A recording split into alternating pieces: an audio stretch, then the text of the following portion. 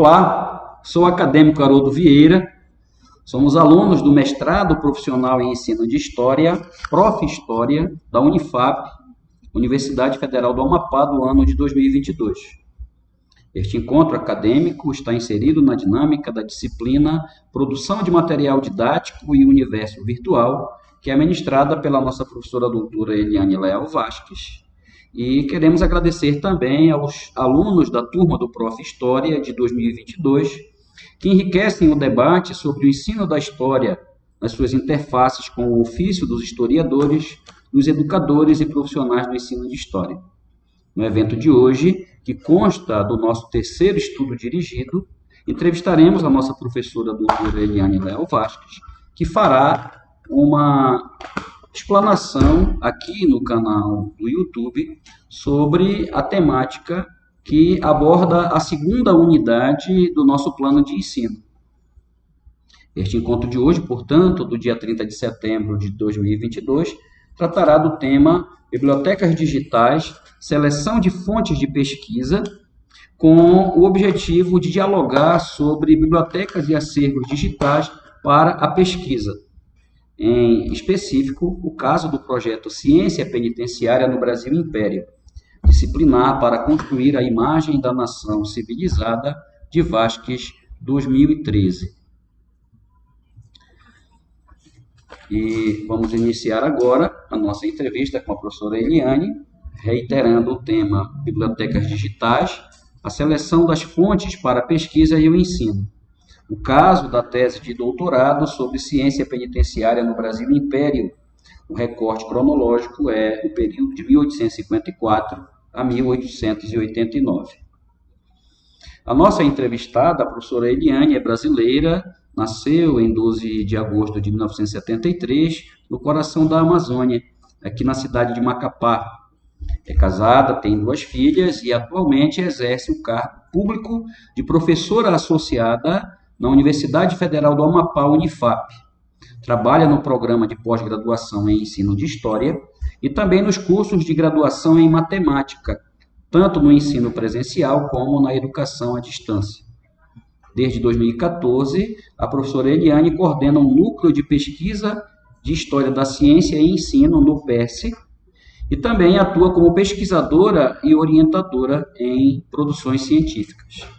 Em 2013, obteve o título acadêmico de doutora em História da Ciência pela Pontifícia Universidade Católica de São Paulo, a PUC, e a sua tese foi orientada pelo professor doutor Ubiratã D'Ambrosio.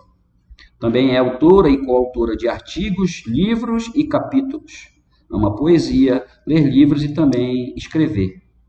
Mais recentemente, a professora Eliane concluiu a formação em terapia holística pelo Instituto Saber Consciente.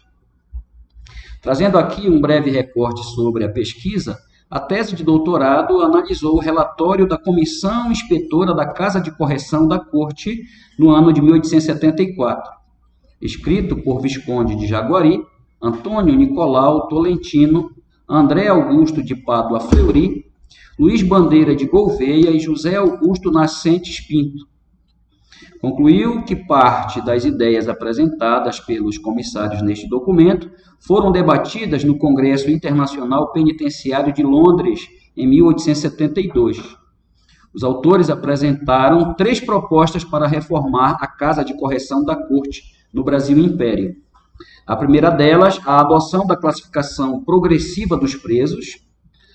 O outro item, o ensaio da teoria das recompensas e também a revisão do regulamento da instituição inspecionada, o que revela, segundo Vasques, que se tinham muito para fazer na reforma penitenciária na segunda metade do século XIX.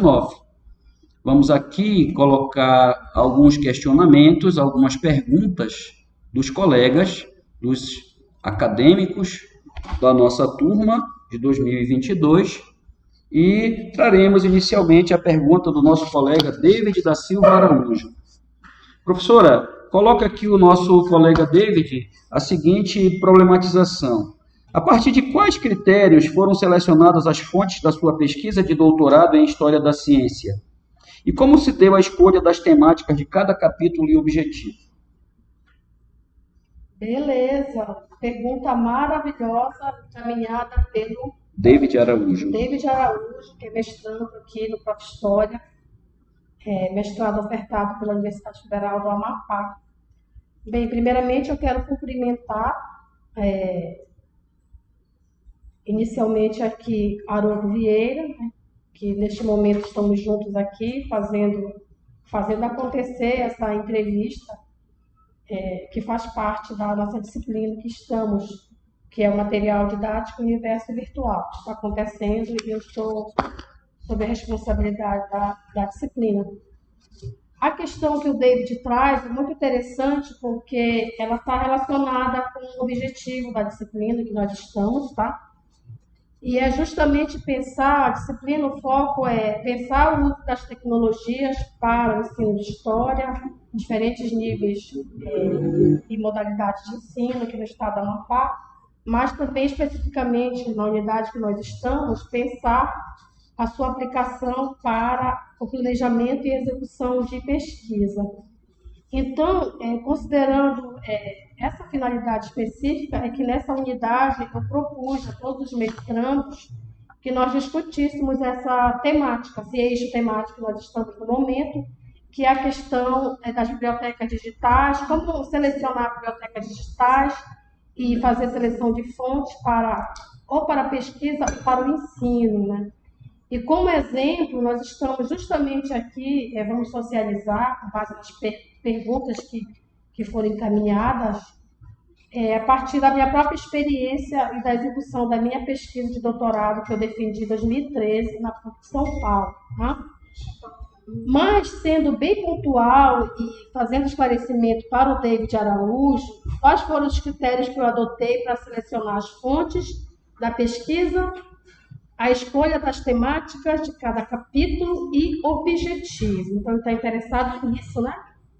Pergunta muito, muito boa mesmo, até porque cada mestrando vai passar por cada etapa dessa para elaborar tanto o seu projeto de pesquisa, como depois ter que escrever, né?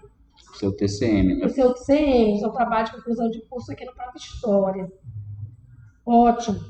Com relação a esses critérios, primeiramente é preciso entender o seguinte: a minha tese de doutorado, como que ela nasceu para eu, de fato, delimitar que iria estudar como o debate da ciência penitenciária chega no Brasil, quem eram os brasileiros envolvidos com o debate da ciência penitenciária, tá? Então, essa palavrinha, abre aspas, que é um termo técnico, ciência penitenciária, fecha aspas, ela já havia aparecido na minha dissertação de mestrado, que eu também defendi na PUC de São Paulo, no programa da História da Ciência, defesa feita em 2008, também sob a orientação do professor D'Ambrosio.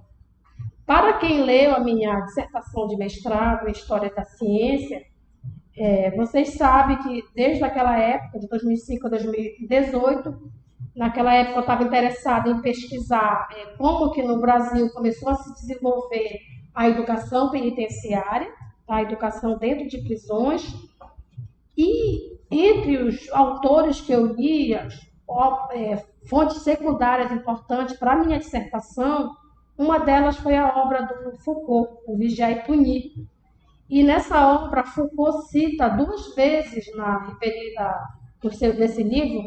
nesse livro em questão especificamente, a palavrinha ciência penitenciária. E quando eu retornei para a PUC de São Paulo para dar continuidade aos meus estudos em História da Ciência, então, a princípio, o meu interesse, na verdade, era continuar estudando a educação penitenciária, particularmente no século XIX, mas ao longo de todo o processo de elaborar a primeira versão do projeto, no diálogo com todos os meus professores do doutorado, em várias disciplinas, eu comecei a me interessar por uma questão que já estava posta na minha dissertação, que era entender o que era a ciência penitenciária, qual era o objeto de estudo da ciência penitenciária e como que essa ciência chega no Brasil. E quem na época, na segunda metade do século XIX, estava envolvido com este tema no Brasil, tá?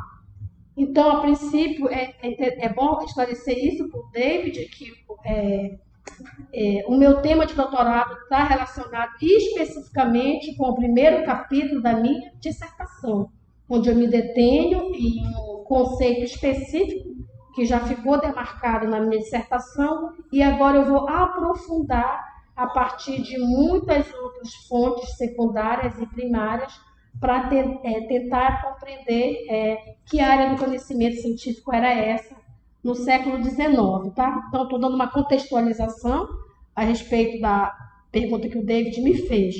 Agora, quanto aos critérios, qual foram os critérios que eu escolhi para selecionar as fontes? Beleza, como que eu consegui definir isso?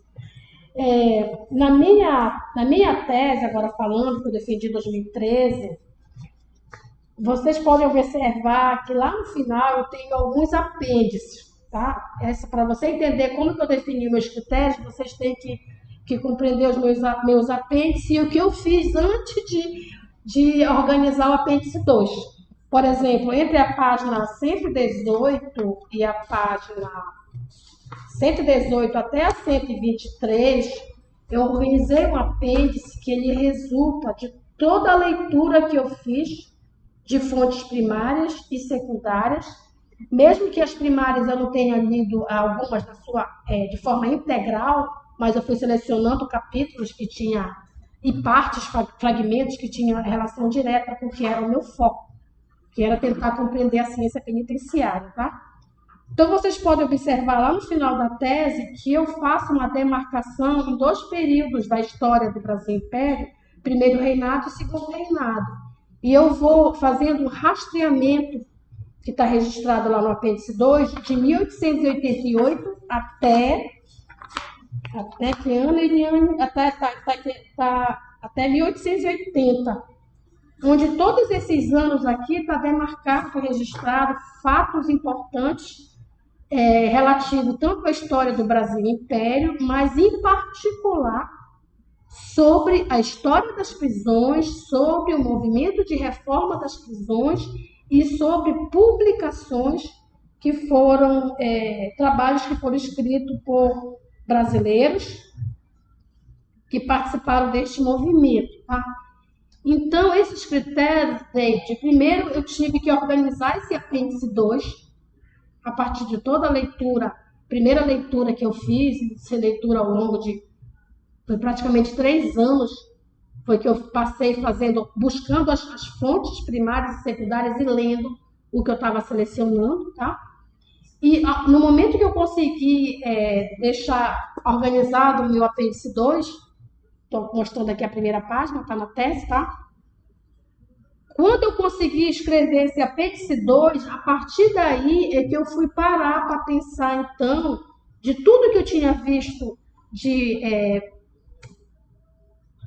fatos importantes do movimento, fatos históricos importantes do movimento de reforma das prisões no século XIX, então eu parei para pensar também, claro, isso dialogando com o meu orientador, o professor Biratan D'Ambrosio, não foi uma decisão pessoal da Eliane, foi uma decisão em conjunto, porque tudo que eu estava fazendo eu ia apresentando para ele, nas reuniões que aconteciam na própria PUC de São Paulo, com seus orientandos, já que ele fazia reunião de orientação coletiva com os orientandos do mestrado e do doutorado, na PUC de São Paulo, geralmente no horário da tarde, a gente se reunia com ele. E algumas vezes individualmente também ele fazia, quando era uma questão muito específica. E aí, então, estando pronto esse apêndice, foi que nós paramos para pensar sobre os critérios. Então, com que fonte nós vamos ficar? Porque quando eu consegui montar esse apêndice 2 e registrar aqui vários fatos históricos sobre o movimento de reforma das prisões, tanto no Brasil como fora do Brasil, não estou registrando apenas fatos do primeiro e do segundo reinado, mas também fatos ocorridos em outros países, tá? Então, chegou o momento de dizer, e agora? Quais são os nossos critérios? Como nós vamos escolher, tá? Quando eu fui ainda para a banca de qualificação da tese, a princípio eu tinha uma proposta inicial, né, apoiada pelo meu orientador, que a proposta era escrever 4 capítulos na tese. Mas na banca de qualificação, nós recebemos sugestões que escolhessem um documento específico do governo imperial para ser o foco da análise. Então, a banca de qualificação foi a partir da banca mesmo que se fechou os critérios e a delimitação do que seria a questão da análise, porque ele fala também, o David, ele quer saber sobre a escolha das temáticas, tá? Então, a princípio, a gente tinha essa proposta, eu e o professor Biratã D'Ambrosio, da tese ser estruturada em 4 capítulos, mas a partir da banca de qualificação, com todas as sugestões e recomendações, e depois, após realizar mais a orientação do professor Biratã após a qualificação, então aqui nós fizemos, de fato, fechou mais a questão dos critérios, tá? E também teve que fechar a questão os temas que foi delimitado mais, porque a banca sugeriu de pegar um documento principal para ser o foco e a gente tentar condensar, em vez de ser 4 capítulos, ser apenas 3, a tese, considerando que a gente tinha uma documentação muito grande, muita coisa interessante e muitas fontes primárias também. Então, a partir disso, como desde o início o interesse era, e aí tem o objetivo, qual era o objetivo desde o início, gente? Será que o objetivo desde o início era o que está declarado aqui na introdução? Deixa eu ver aqui.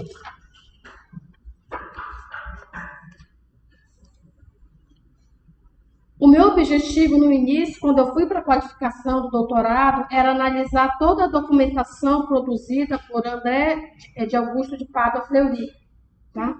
Mas como a banca de qualificação de meus examinadores sugeriram a gente pegar um documento principal para ser o foco da análise, para ter abordagem epistemológica, que seria uma das análises do método de análise da história da ciência, pesquisa em história da ciência. Então, primeiramente, após a banca de qualificação mudou o meu objetivo, teve que mudar, já que a gente teve que fazer a escolha de um relatório específico.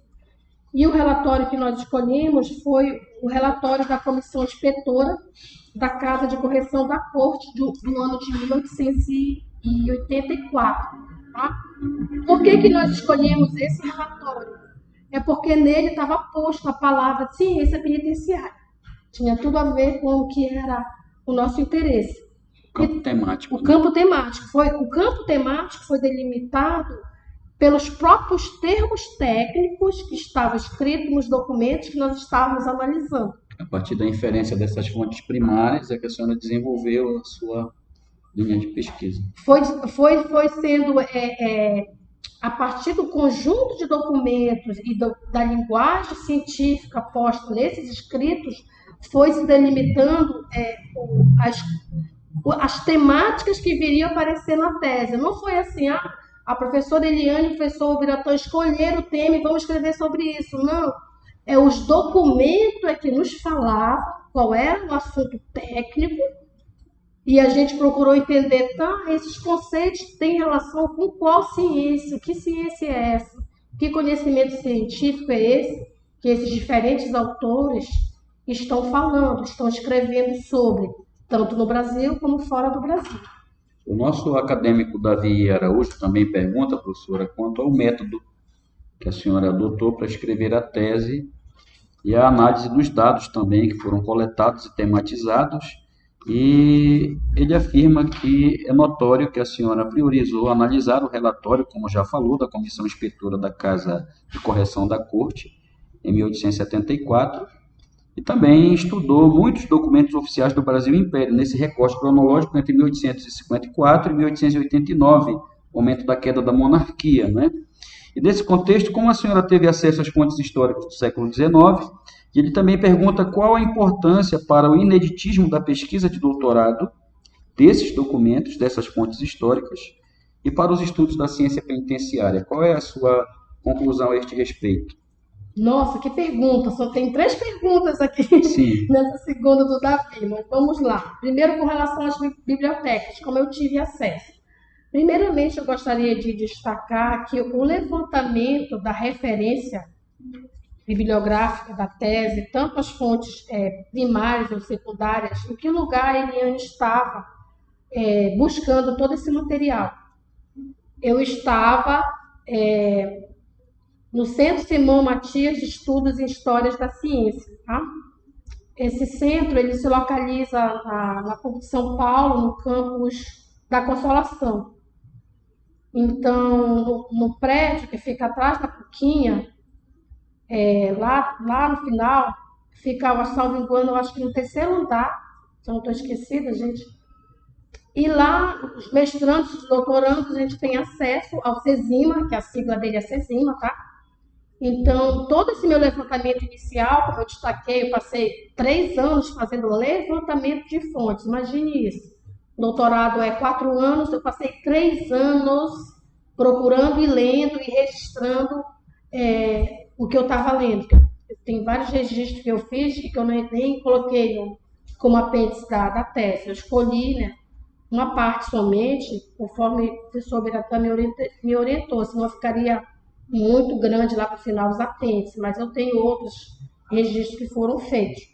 Então, primeiramente, destacar isso, que o CESIMA foi extremamente importante, porque o CESIMA eles têm organizado lá uma biblioteca digital de documentos de vários períodos da história da ciência, com vários assuntos, e através de uma disciplina que nós tínhamos, que era justamente na prática, para aprender a fazer levantamento de fontes, tá?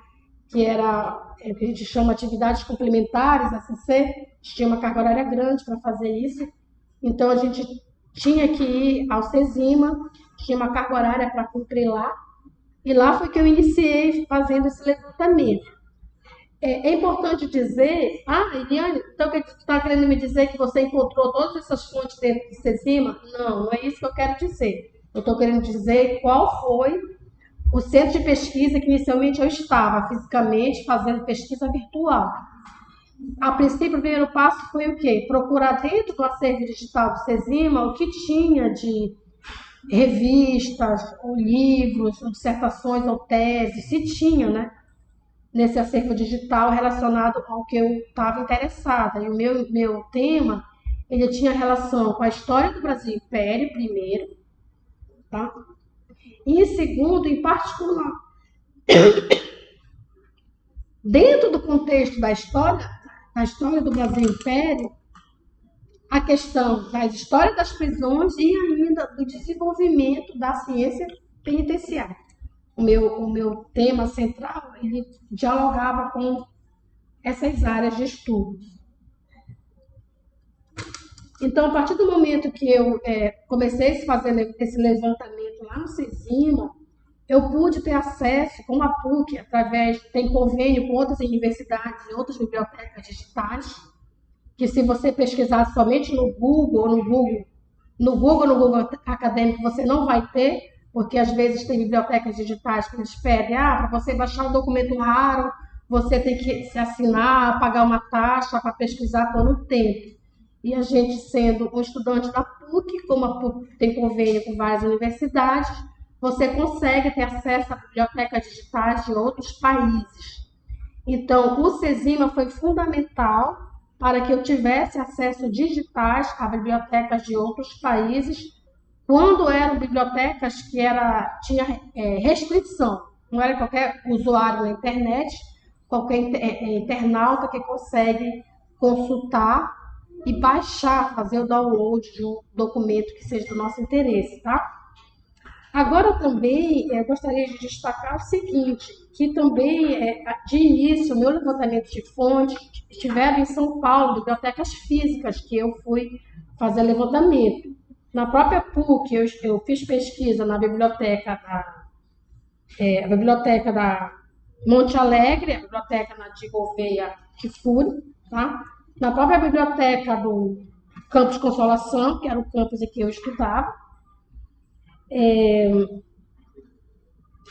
Isso fazendo visita em loco, essas duas que eu me referi, tá? Já que eu estava residindo em São Paulo na época. Agora, estando lá no CESIMA, eu pude também estar consultando várias bibliotecas. Então, vou destacar, por exemplo, uma que inicialmente eu fiz a pesquisa digital, mas posteriormente eu vi que seria necessário eu visitar, de fato, e in loco até a biblioteca, que foi a Biblioteca Nacional do Brasil, que fica no Rio de Janeiro. Por que que eu estava buscando documentos fazendo a pesquisa virtual na Biblioteca Nacional? É porque a minha documentação era relativa ao período do Império. Então, na Biblioteca Nacional tem muitos documentos, inclusive de períodos anteriores.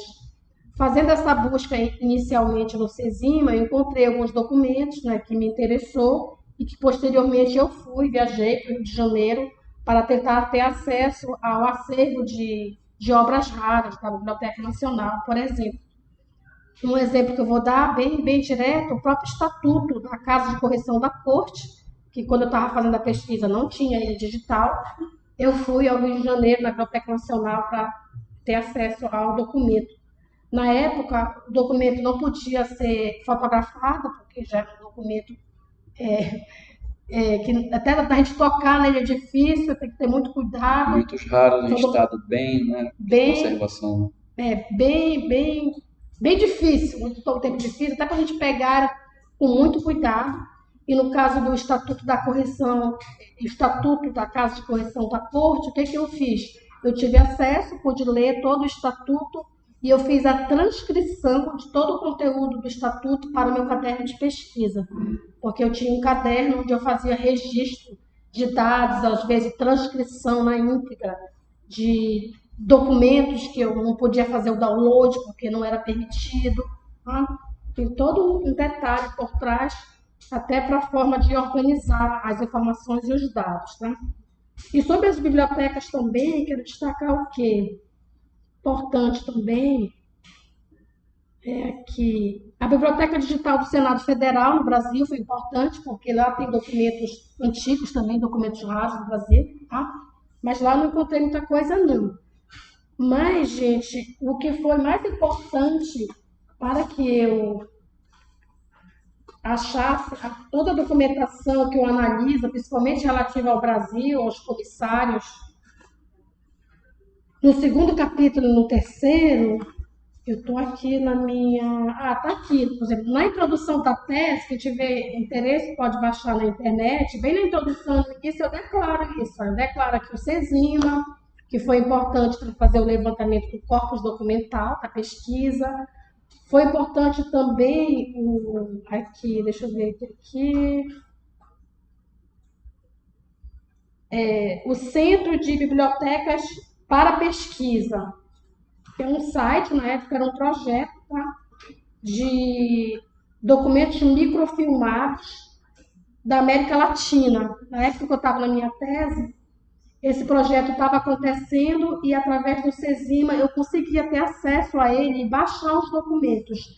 Esse foi a base de dados mais importante para mim, tanto é que eu cito na minha introdução. Foi lá que eu achei toda a documentação digitalizada do Império Brasileiro, do período do primeiro e do segundo reinado. E foi fazendo download desse material todo, que eram relatórios, especificamente, tá? Escrito por ministros na época, comissários do governo, tá? De vários ministérios, que eu consegui fazer o registro do meu apêndice 2, que eu falei anteriormente. Mas o Davi perguntou mais. Acerca do contexto desse acesso, que a senhora já colocou. Já falei. Né? A importância e o legítimo da pesquisa para o estudo sobre a ciência penitenciária. A relevância acadêmica e social do seu estudo acerca da ciência penitenciária. Tá, assim, no meu entendimento, a relevância da tese e do que eu apresentei no final como conclusão, eu penso que foi importante porque, pelos livros ou pesquisas que eu li antes, na sua maioria, exceto um livro que eu tive acesso já quando eu estava no final da tese, posso até dizer qual foi, muitos dos trabalhos que eu li, que eram resultados de dissertações ou até de tese, que tratavam dos problemas penitenciários de modo geral ou da reforma penitenciária, eles não apresentaram esse tema como um assunto de uma ciência específica. não apresentar, tá? Vou dar como exemplo, estou aqui nas minhas referências, exceto um livro que eu achei bem no final.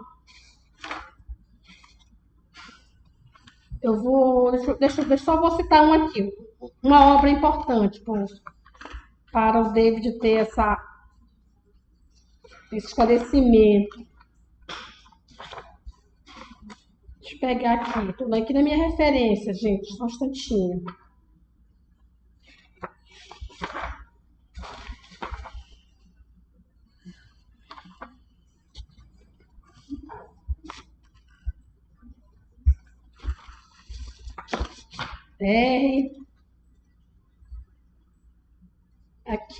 Aqui, por exemplo, um livro que foi importante nessa construção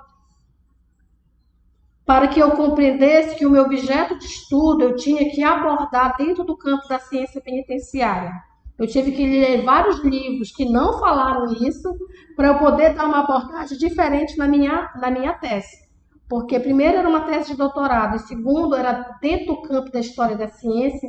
Então o meu objeto de estudo ele tinha que ser apresentado dentro de uma ciência específica. Um campo temático. Um campo específico, tá? Vou dar só um exemplo para vocês, para a gente avançar. O livro do Fernando Sala, que foi inclusive a pesquisa de doutorado dele, muito importante no Brasil, ele analisou as prisões em São Paulo de 1822 a 1940, tá? Especificamente lá em São Paulo, né? Quando era província e depois já no período da República. Mas, por exemplo, nessa obra não aparece que o debate posto na segunda metade está relacionado com o debate da ciência penitenciária. E já na minha tese eu vou também estudar, não que eu tenha estudado todas as referências importantíssimas que o professor doutor Fernando Sala estudou, eu estudei algumas das referências dele e estudei outras, que eu fui justamente querendo me aproximar cada vez mais da ciência penitenciária. Dou esse exemplo, tá? Mas a pesquisa é assim, gente. Você pode desenvolver o seu tema dentro do campo da sociologia, você pode abordar dentro do campo da história institucional, você pode abordar dentro do campo da história da ciência penitenciária, que foi o meu caso. Isso é uma opção que cada pesquisador vai fazer, de acordo com o conjunto de fontes que ele seleciona e, principalmente, com base no programa de pós-graduação que ele está fazendo seu estudo. Doutorado, de mestrado, de pós-doutorado, tá? Então, existem várias maneiras de a gente apresentar o mesmo tema com uma abordagem de análise diferente. Quero destacar isso. Certo. Dando sequência aqui, professor, à nossa entrevista, temos duas perguntas da acadêmica Marijara Sanches. Ela foi mais objetiva aqui, perguntando à senhora qual o problema que orientou a sua pesquisa para selecionar as fontes primárias do século XIX. Problema. E ela fala também de todo o percurso da pesquisa, todo o construto, o processo de elaboração da pesquisa, e levantando o seguinte questionamento: se durante o processo de seleção e organização das fontes primárias e secundárias, se houve a necessidade da senhora fazer algum tipo de pagamento, se houve algum custo financeiro, ou se essa documentação acerca desse período, desse recorte cronológico, né, da história prisional, da história da ciência penitenciária no Brasil, se a senhora teve acesso a acervos em instituições públicas. Como é que foi essa sua experiência nesse processo? Tanto a problematização, o que deu um start para a senhora iniciar né, esse percurso, né, ficar com esse foco, pesquisa, né? Com esse foco. E a questão dos custos, como é que foi esse lado mais da logística, da operacionalização, porque a pesquisa foi viável, já que a senhora conseguiu apresentar o documento final, né, que foi a sua tese de doutorado sobre a ciência penitenciária no Brasil e Império. Então, são os dois questionamentos que a Marijara Sanches propõe aqui. Vamos lá, agora essa conversa com a Marijara Sanches. Com você, Marijara, vamos lá. Com relação ao problema da tese, né?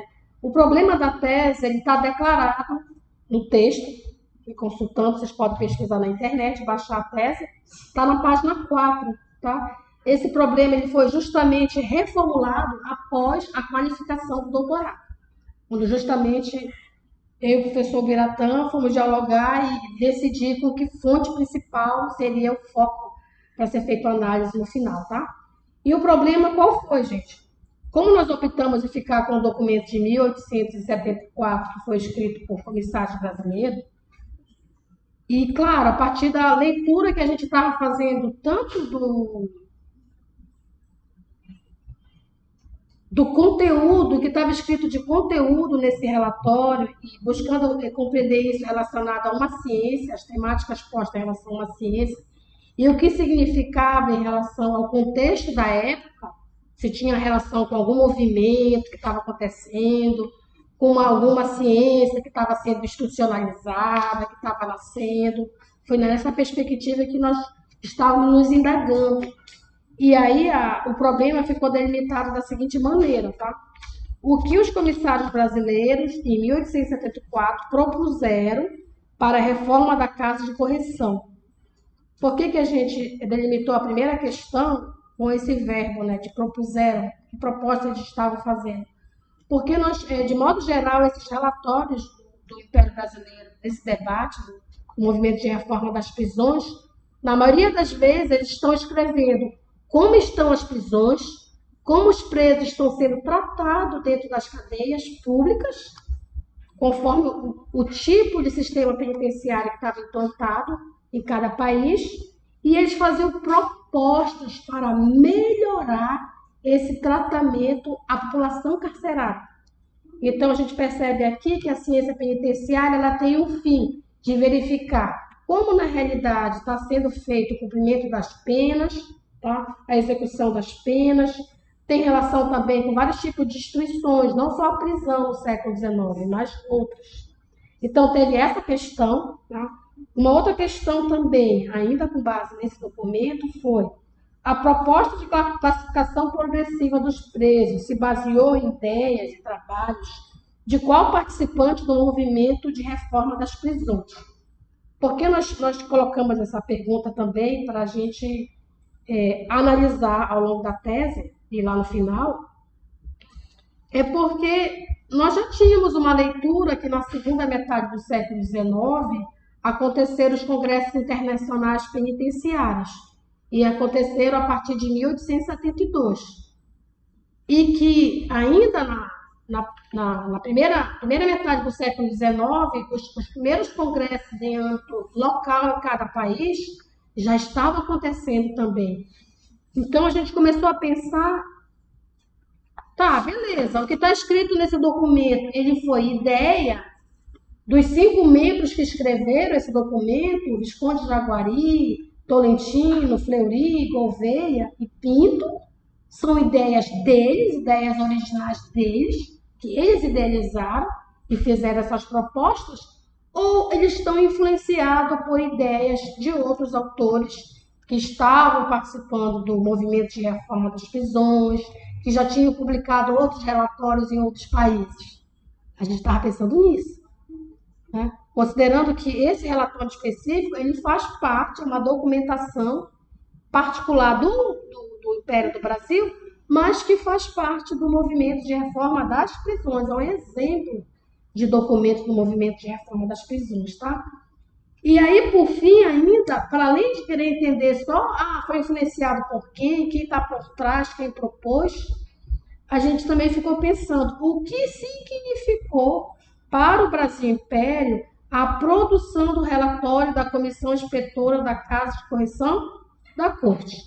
Nós também na tese, nos propusemos a fazer essa discussão na análise que é feita no final, capítulo 3.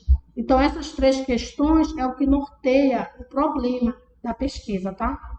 Quanto à questão operacional, houve custos para a senhora desenvolver a sua pesquisa, o acesso aos acervos? Sim, houve custo, porque, veja bem, com relação às fontes primárias, teve uma fonte apenas que eu tive que custear para ter acesso, porque nem através do CESIMA, onde eu tinha acesso digital às bibliotecas fora do país, e fazia o download da documentação que tinha interesse, desculpa, relação com o meu tema de estudo, mas teve um relatório em particular, gente, que nem por lá eu consegui fazer download, não podia, porque tinha que pagar uma taxa, tá?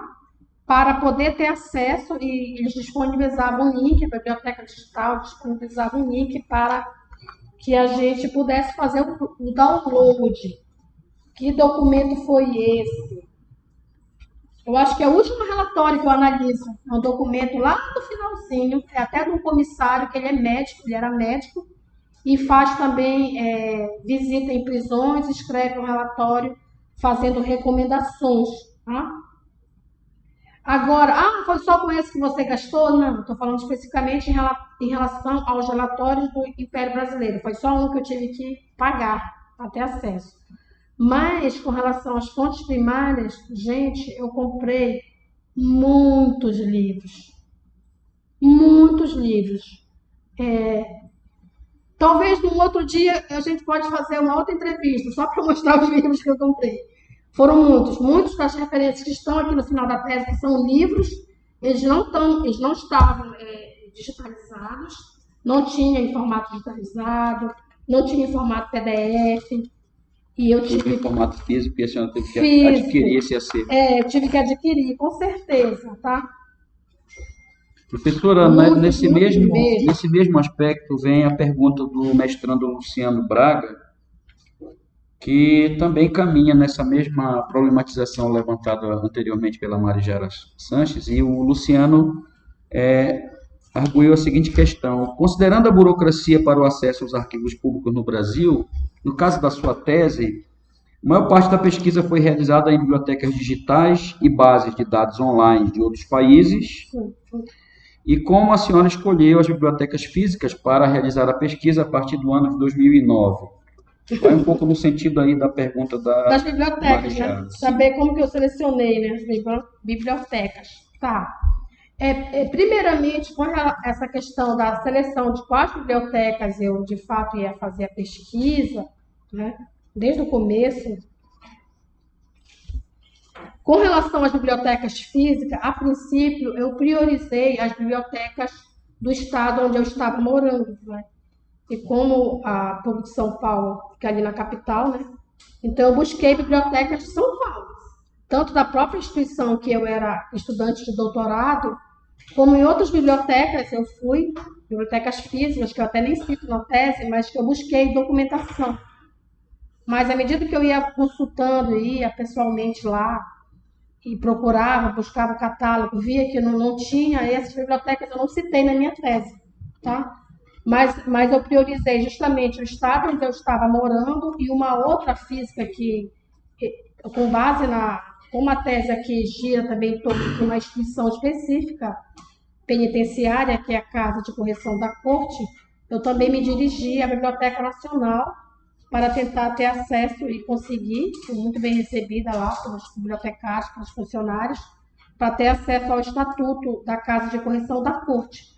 Porque como eu tinha lido a tese do Araújo, Eliane, Araújo, por exemplo, defendeu uma tese em 2009, que é Cárceres Imperiais, a Casa de Correção do Rio de Janeiro, seus detentos, seu sistema prisional no Império, de 1830 a 1861, tá?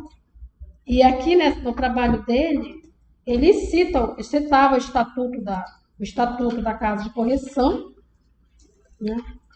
E aí eu fui atrás dessa fonte, porque era uma fonte importante para que eu pudesse compreender depois o que os comissários brasileiros lá de 1874 estavam falando em relação a mudanças que deveriam ocorrer dentro desse estabelecimento penal.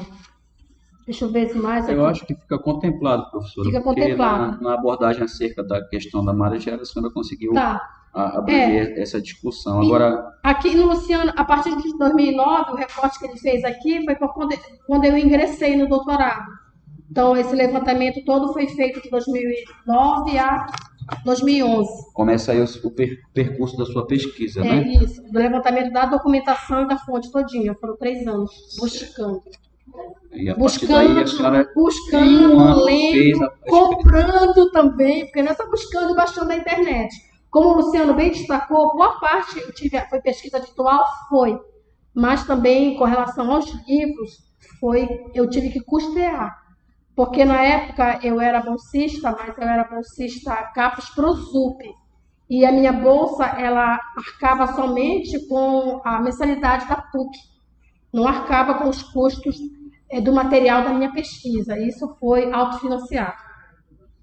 Muito bem, agora nós vamos para a pergunta do Alan Salles, que trouxe aqui uma Relapei. questão importante, lançou um novo olhar sobre a sua pesquisa, Tá. e ele levanta o seguinte questionamento, o nosso mestrando Alan Farias Salles. Vamos lá, o que ele está trazendo aí? Professora Eliane, levando em consideração o período pesquisado, 1854 a 1889, e a emergência dos estudos científicos que levaram ao surgimento de campos, aqui ele vai entrar no campo semântico, no campo conceitual da pesquisa, trabalhando com duas expressões conceituais, a frenologia e a antropologia criminal, que está no corpus, né, da sua pesquisa. E quais são as relações com esses conceitos, essas categorias conceituais, e o racismo científico, que era um pensamento dominante no século XIX. Então, ele apresenta a seguinte pergunta: as fontes produzidas durante o governo imperial brasileiro que a senhora estudou discutiam sobre a necessidade de acontecer a reforma penitenciária, mas elas também já estavam falando sobre a necessidade de uma política prisional, ou seja, ele trabalha aqui o enfoque do racismo científico, e se existem evidências durante a sua pesquisa e na documentação que foi levantada, se a reforma penitenciária já tinha essa tendência ou essa diretriz, né, para desenvolver uma política prisional a partir dessa percepção que ele levanta do racismo científico, já que ele traz aqui dois conceitos do corpus da pesquisa, Certo. Frenologia e antropologia criminal. Essa é a pergunta do Alan Salles. Ok, muito bem, Alan Salles. Obrigada pelo envio da sua pergunta. Essa questão é muito interessante, tá? Gostaria de destacar que o termo frenologia e o termo antropologia criminal são algumas das ciências que eu exemplifiquei na tese, não somente essas duas ciências do século XIX, mas eu acho que eu exemplifiquei, eu acho que 5. Não que eu tenha me detido a me aprofundar em relação a cada objeto de estudo. Eu citei a frenologia, citei a antropologia criminal, citei a ciência penitenciária, citei a disciplina penitenciária, também era uma ciência, a disciplina penitenciária. E eu acho que eu citei mais uma que eu não estou recordando no momento. Teria que ir lá no texto, mas tudo bem. Vamos tomar como referência esses 4 termos técnicos, tá? E aí, da forma como o Alan formulou a questão, ele está pensando no sentido de também relacionar esses campos do conhecimento científico da época com, abre aspas, racismo científico, fecha aspas, certo? E aí ele apresentou a pergunta dele, se as fontes produzidas nesse período que eu fiz a análise, o estudo, se elas discutiam, para além da reforma penitenciária, se também já estavam pensando em política prisional. Se existem evidências desse pensamento dominante na inteligência brasileira e nas próprias instituições imperiais, e se isso fica claro nas fontes primárias e também na documentação que a senhora manuseou para produzir a sua...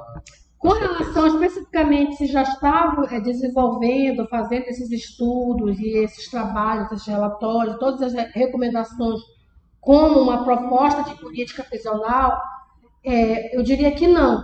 Minha resposta é não. Esse termo da política prisional, ela não aparece na documentação que eu analisei. Não aparece. Se pensar os problemas da área que envolve a população carcerária como política, já um debate que vai se desenvolver a partir do século XX. Tá? São outras ciências que elas vão estar relacionadas com isso. Esse termo não apareceu em nenhum dos relatórios que eu analisei, seja de 1854 até 89, que foi o último, no próprio relatório de 1874, que é o principal, não é apresentado. Entretanto, tem uma fonte que eu cito, primária, que nessa época, no segundo Império, Dom Pedro II ele estava interessado em conhecer os estudos sobre os problemas penitenciários de outros países. Tanto é que alguns comissários brasileiros foram designados para fazer viagens em outras nações, para pesquisar lá, fazer visita nas prisões de outros países, para registrar qual era o estado das prisões e como que estava se desenvolvendo o tratamento penitenciário em cárceres estrangeiros, para se pensar em como então seria feito a reforma, as mudanças, as melhorias nas prisões do Brasil. Mas essa questão não aparece, não lembro desse termo técnico, desse grupo de brasileiros que também se tornaram autores, porque escreveram vários relatórios para o Império Brasileiro, como política. Não. Em parte dos documentos aparece especificado e declarado a palavra ciência penitenciária. Eles sabiam que o que eles estavam fazendo aqui, esses estudos, tinha relação com uma ciência que, naquele período, século XIX, estava em desenvolvimento e que, inclusive, em outros países, ela era chamada até de outro nome. Não era chamada de ciência penitenciária. Mas nos documentos do Império Brasileiro, nesse período que eu analisei, ela aparece como ciência penitenciária, tá? E aí, só para fechar para o Alan Salles, eu queria dizer o seguinte: quando na minha tese eu destaquei frenologia, antropologia criminal, a disciplina penitenciária, para além do termo ciência penitenciária, por que eu fiz questão de fazer isso e citar essas ciências? Sabe por quê? Que era para deixar claro na tese que os problemas relacionados aos criminosos e como eles deveriam cumprir as suas penas dentro das prisões não era um assunto exclusivamente da ciência penitenciária, mas também de outras ciências que aí, para a gente se aprofundar nisso, a gente teria que entrar especificamente quem são os autores que criaram a ciência chamada filologia, que a gente já entra no outro tema, isso seria uma outra tese. Quem são os autores que começaram a escrever sobre a antropologia criminal, né? Uma grande referência é o César Lombroso, né? Que já era quase no final do século XIX. A frenologia já é antes, tá? Da ciência penitenciária um pouquinho, mas que o meu objetivo foi esse, quando, apesar disso não estar declarado em nenhuma parte da tese, mas eu quis citá-las para mostrar que várias ciências, na época, elas estudavam aspectos diferentes em relação às pessoas que tinham cometido crimes. Foi nesse sentido que eu fiz essa citação. E também, só para fechar, quero dizer que nos livros que toda essa documentação que eu analisei, eu não encontrei o termo racismo científico. Então, fica difícil para mim eu falar para você, Alan Salles, se há relação, se não tem, porque não foi uma temática que foi o meu foco.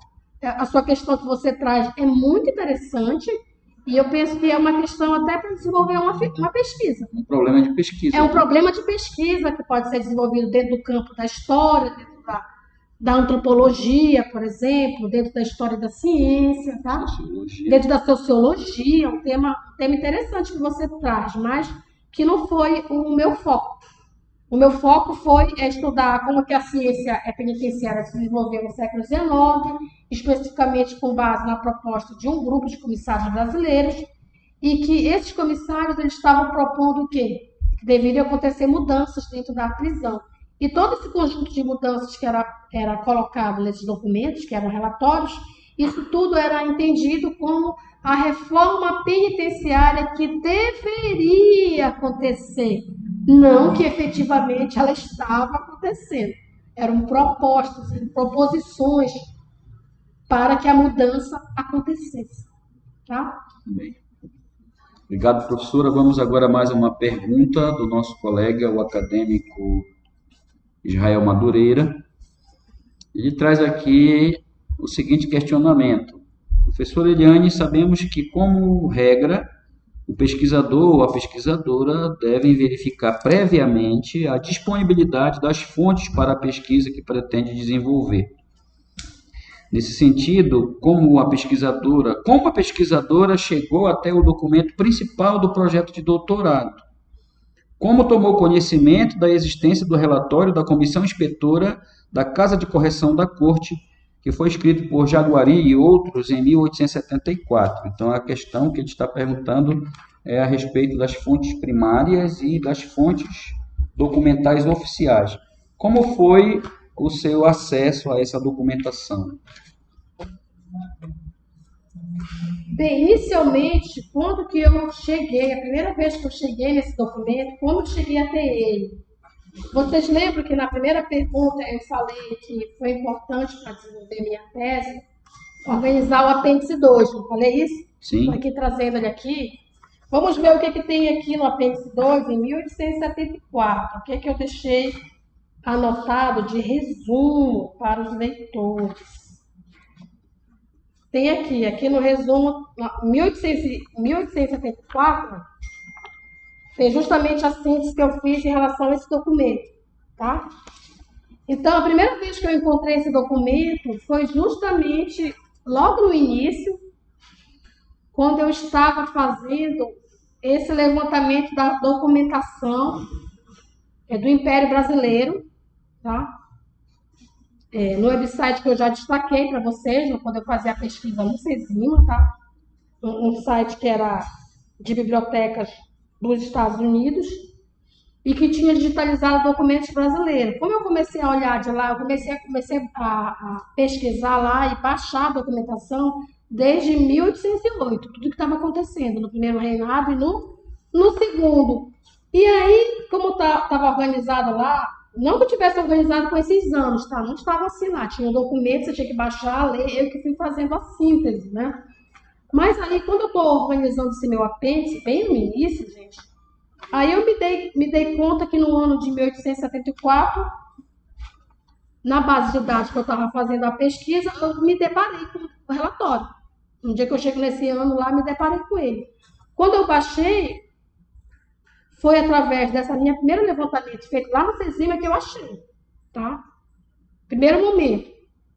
Comecei a ler esse documento e após isso, o que eu fiz? Eu comecei a procurar no Brasil quais eram os livros, as dissertações e as teses que citavam o relatório de 1874, tá?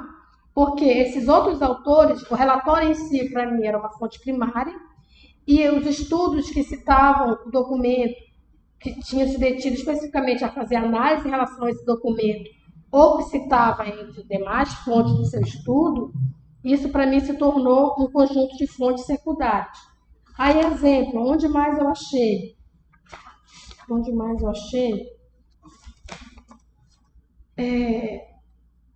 No livro do professor Fernando Sala, se eu não estou esquecida, ele cita o relatório, cita sim. Fernando Sala, ele cita no livro dele, também tem um artigo que ele publicou, o professor Dr. Fernando Sala, analisando esse documento, tá? Eu cito no capítulo 3. Quem mais cita? Eu acho que Neves. Deixa eu ver Neves aqui, rapidinho. Estou aqui nas minhas referências, gente. Só um instantinho, porque é muita coisa. Isso, Neves, 2011, uma dissertação de mestrado desenvolvida na Universidade de São Judas Tadeu. Cita o relatório, tá? Quem mais cita o relatório, Eliane? Este livro, do Mota, o título do livro é Crítica da Razão Punitiva, Nascimento da Prisão no Brasil, publicado em 2011, que foi uma obra que eu já tive acesso e comprei esse livro, faz parte do meu acervo particular. Esse livro cita muita documentação do século XIX, desse período que eu analiso, e ele também vai além, ele vai para o período republicano, tá? Não nota.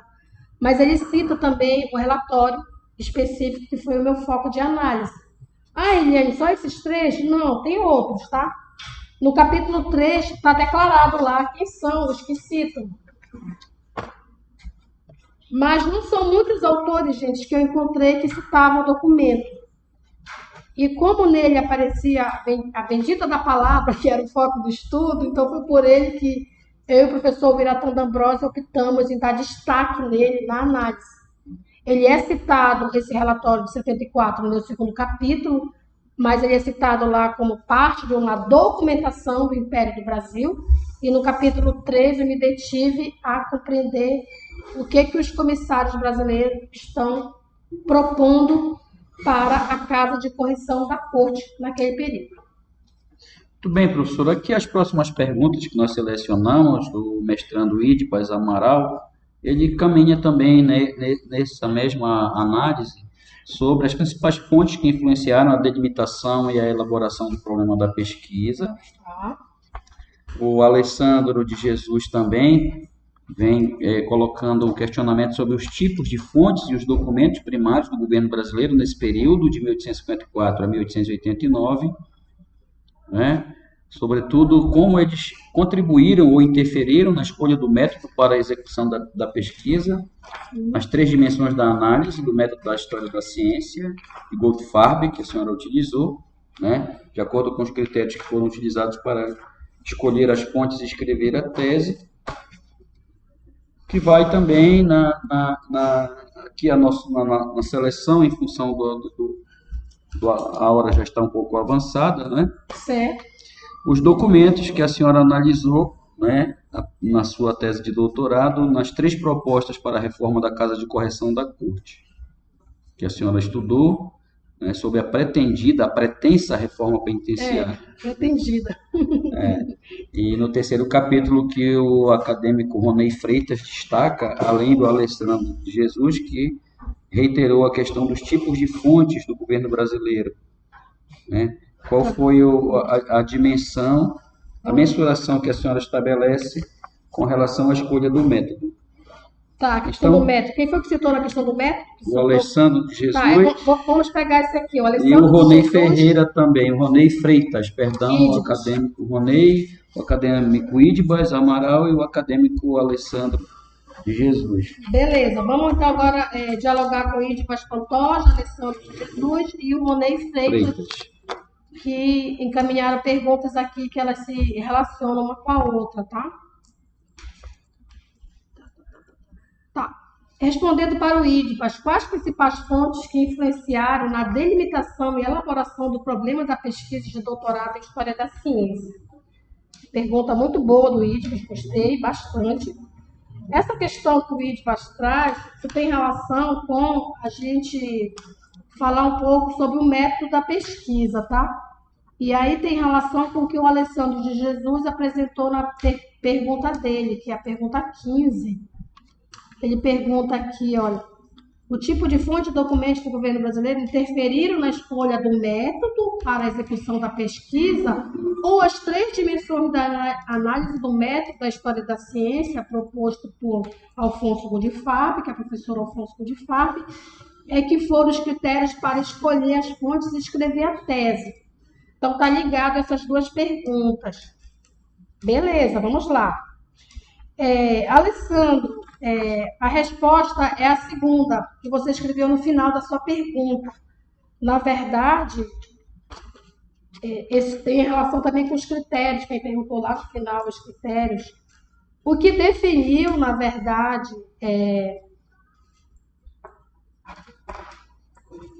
o tipo de fonte que eu acabei ficando no final, e esse conjunto de documentos, né, que a gente acabou encontrando, localizando, estudando, lendo, eles foram analisados a partir do método de análise da história da ciência que foi proposto pela pesquisadora Alfonso Goldfarb, num artigo publicado em 2008.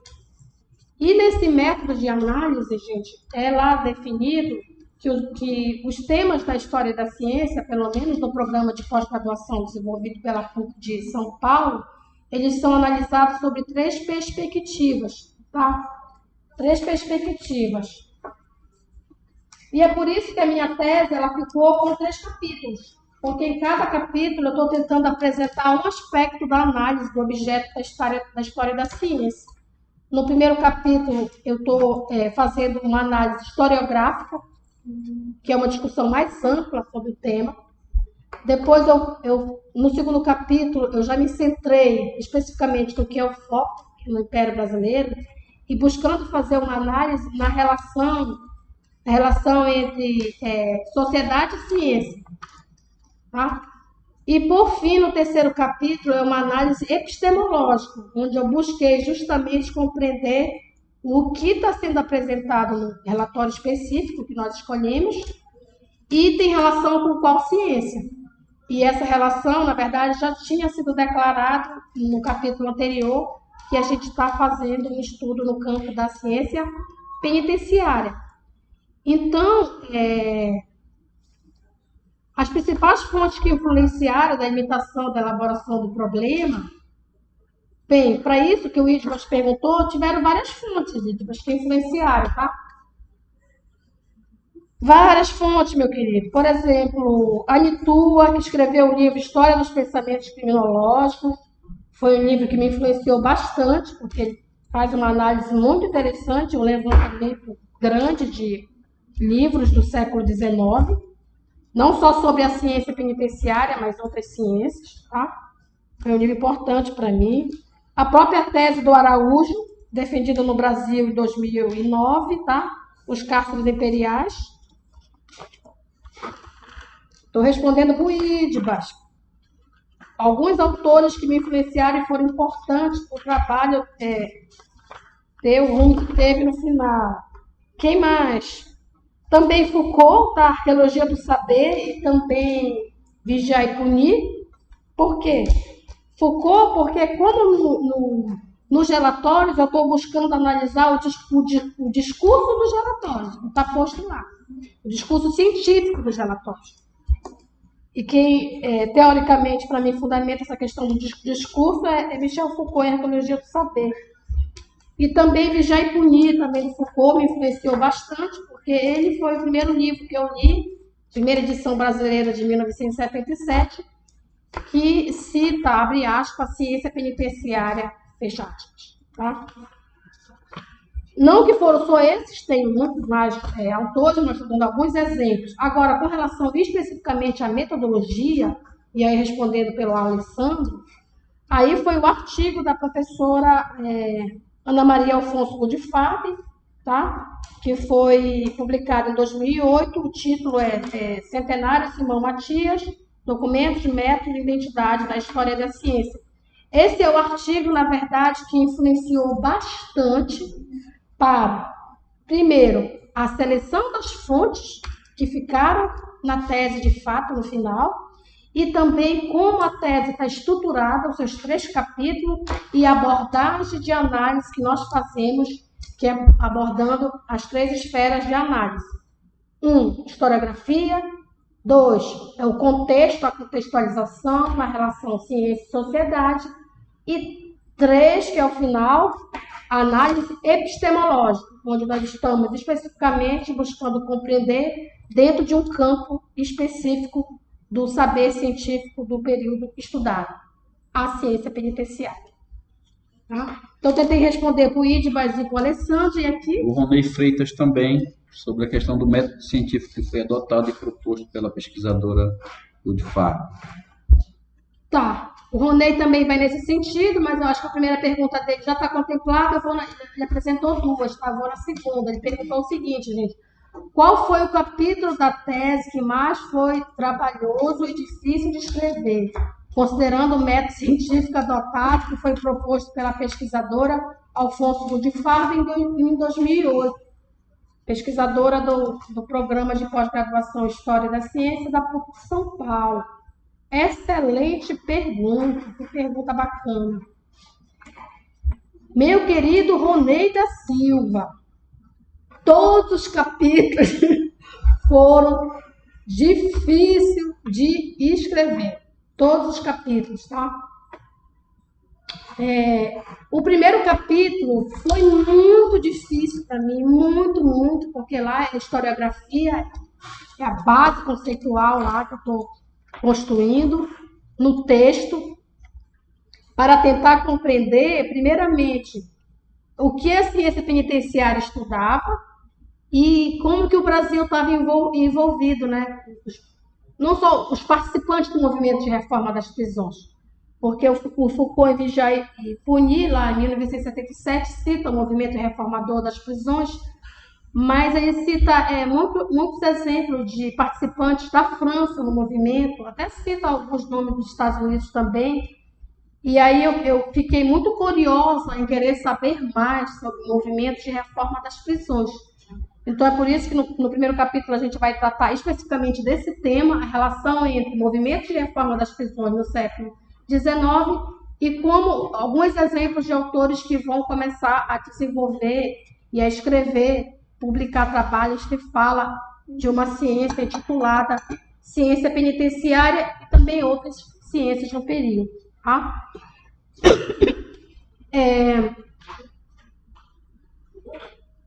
Com relação ao capítulo 2 e capítulo 3, eu queria dizer uma coisa aqui bem peculiar do desenvolvimento da minha tese. Tá? O primeiro capítulo da tese foi escrito quando eu estava no IAPOC. Eu era professora da Educação Escolar Indígena, da licenciatura. Foi escrita lá no IAPOC. Tá? E os capítulos seguintes, eu já estava aqui em Macapá. Estava em Macapá, mas com uma condição muito especial de pesquisadora, que eu estava gestante. Então, para mim, gente, escrever o segundo e o terceiro capítulo, se o primeiro foi difícil, o segundo e o terceiro foi... Não sei nem quantas vezes mais multiplica para colocar o nível de dificuldade, porque imagine uma pesquisadora que está gestante, uma gestação que é de alto risco, devido à idade, já que eu tinha, e você tem um prazo para cumprir, para entregar, porque tem todo um protocolo, né? Tem um prazo que você tem que pegar para o programa, tem um prazo que você tem que defender, e se você não entrega no prazo, você corre o risco de prejudicar o programa com relação a notas e tudo mais, mas que a sua condição de pesquisadora gestante não permite que você passe muitas horas sentadas no computador, porque imagine o que é ler, estudar e escrever, você fica muito tempo sentado, e na minha condição eu não podia ficar, devido ao tamanho da minha barriga, que estava grande. Tá? Então, eu quero dizer que eu fiquei assim... Gostei muito dessa pergunta do Ronei Silva, porque ele me permite aqui falar de um aspecto, claro que isso não está declarado na tese, né? Nenhuma tese fica escrita. Sua história de vida, né? Mas isso faz parte do processo que foi para mim, enquanto mulher, pesquisadora e gestante, escrever uma tese de doutorado enquanto eu estava gestante.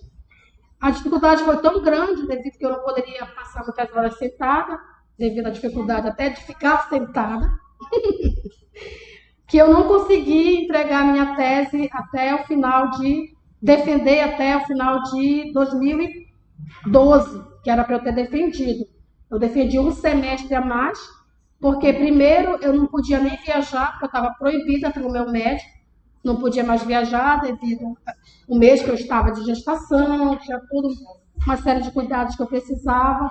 Assim como eu não podia viajar, não podia escrever a tese, eu só conseguia ficar lendo e escrevendo, fazendo resumos do que eu precisava. Então, minha tese foi defendida um semestre posterior, fora do prazo, foi uma excepcionalidade, mas tanto a PUC de São Paulo como o Programa de Pós-Graduação em História da Ciência, claro, entendeu a minha condição, também o meu direito de pesquisadora naquela condição, de ter uma exceção e ser estendido um semestre a mais para que eu pudesse concluir a minha pesquisa, na qual eu sou eternamente grata ao meu orientador, Biratão Ambrosio, que dialogou com o corpo docente da PUC de São Paulo para conseguir essa exceção para mim. Gratidão, Ubi, em qualquer lugar que você esteja, meu querido. Bom, fim da história, professora. Realmente, agora para finalizar, duas perguntas. A do nosso mestrando Marcos Ferreira Barbosa e a minha pergunta para encerrar a nossa Opa, entrevista. vamos lá. Agora que vem a pergunta. É exatamente o Marcos, né? Nosso querido amigo Marcos coloca a seguinte questão: a partir do resultado da sua tese na área da história da ciência, o que você avalia que faltou para que a reforma penitenciária no Brasil Império tenha de fato acontecido? Que pergunta, hein, Marcos? Que situação. Excelente, excelente. Ele leu a tese, ele entendeu mesmo, que a reforma acabou não acontecendo. O que faltou, né, Marcos? Justamente, o imperador, na época, Dom Pedro II, ele tinha interesse, um grande interesse de até ser instituído o primeiro, que seria o primeiro código penitenciário, né? A lei de execução penal é muito do século XX no Brasil, a partir de 1984. No ano de 1957, nós tivemos a primeira norma geral do regime penitenciário, que é a lei que antecede a lei de execução penal. Mas na segunda metade do século XIX, Dom Pedro queria elaborar esse código penitenciário, mas ele acabou não sendo, não tendo êxito, não sendo levado em frente essa atividade, né? E aí, o que na minha avaliação, eu consigo perceber o que faltou para que, de fato, a reforma tenha acontecido? Essa pergunta ela é bem complexa, mas eu penso que um aspecto foi a questão financeira, tá? A questão financeira, porque muitas, por exemplo, o próprio detento da época se manter dentro da prisão, eles se mantinham pelo próprio trabalho que eles desenvolviam, que eles produziam de trabalho, participar de oficina, construir objetos, era para a própria manutenção deles, né? Então, no meu entendimento, o recurso financeiro influenciou bastante, porque cada província tinha que se manter do jeito que desse. E no recorte da sua não pesquisa... Não tinha um recurso financeiro específico, esse dinheiro aqui para a reforma penitenciária. Pelo menos nos documentos eu não vi nada que declarasse isso para a gente. E nesse período aí que a senhora está pesquisando, é o período da crise do Império, né? Também, década de 1870, pós-guerra do Paraguai, o Império já vem combalido, decadente. Tem vários fatos também históricos do período, como ressaltou aqui o Haroldo. Eu até cito na tese a questão da Guerra do Paraguai, onde os próprios presos eles também contribuíram, né, para esse período. Foram alistados, né, então é um período muito complexo para mundo, esse período que eu me detive, mas por outro lado, Marcos, eu também não procurei assim, me aprofundar nesse aspecto, né? Quais foram os fatores que impediram ou dificultaram que a reforma efetivamente acontecesse? Nos documentos que eu estudei está muito declarado, muito explicitamente, várias recomendações, várias queixas dos comissários e até presidentes das províncias, mas eu vi muito pouco registro do que de fato aconteceu de mudança. Então, a tua pergunta é muito interessante, essa pergunta 12, enviada pelo Marcos, e essa pergunta aqui, para mim, é uma pergunta para, no mínimo, uma dissertação para ser desenvolvida ou até uma tese de doutorado, porque iria olhar outros aspectos que eu não busquei analisar na minha tese, que são quais os fatores que inviabilizaram ou dificultaram que efetivamente a reforma penitenciária tenha acontecido no período do Dom Pedro II, do governo de Dom Pedro II. Excelente a pergunta aí do colega Marques. E agora vem a pergunta final para encerrarmos a nossa entrevista. Beleza.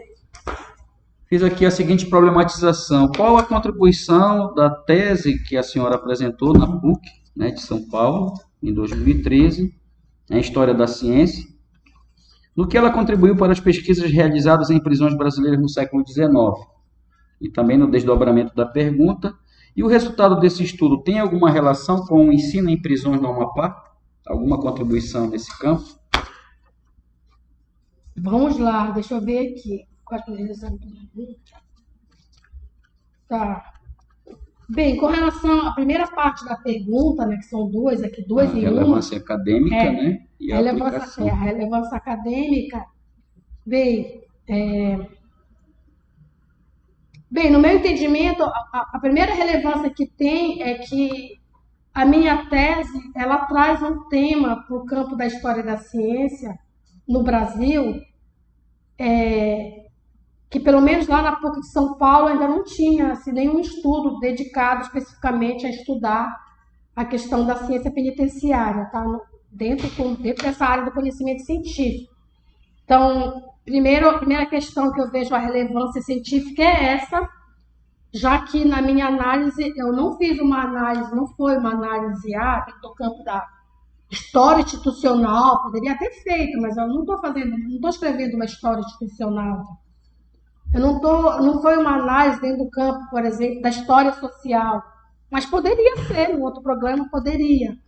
Então, acho que a primeira relevância é isso, é trazer o objeto de estudo como uma construção dentro do campo da história da ciência do Brasil e trazendo à tona uma temática para especificamente a história do Brasil Império.